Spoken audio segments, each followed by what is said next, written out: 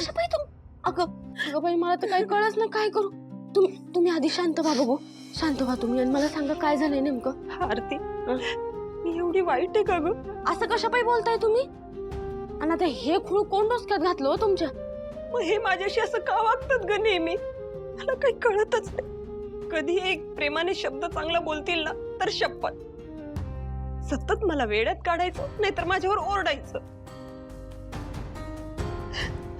त्यांचं हे असं वागणं बघून ना मला कधी कधी वाटतं की ते आमचं नातंच विसरलं.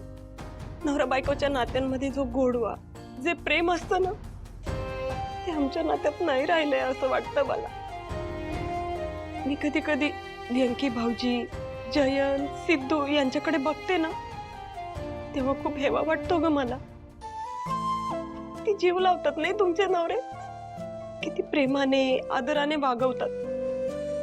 नाही यांच्याकडनं मला तशी काही फार अपेक्षा नाहीच आहे. पण दोन शब्द फक्त दोन शब्द जरी प्रेमाने बोलले ना तरी मी खुश राही ना ग.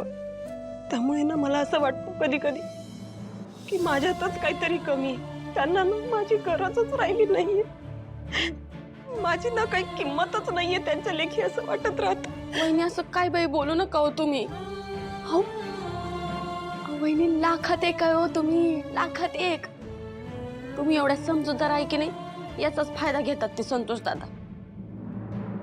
नाही तर मला सांगा त्यांच्यासारख्या माणसाला कोण खपून घेतला असतो. पण त्यांना काही या गोष्टीची जाणीवच नाही बघा. संतोष दादा पण ना वहिनी माझ्याकडे आहे की नाही एक रामबाण उपाय आहे. पण उपाय असला जालिम आहे की नाही का कणकाच पडते बघा या आयुष्याचा. कोणतं ग? सांगू काय?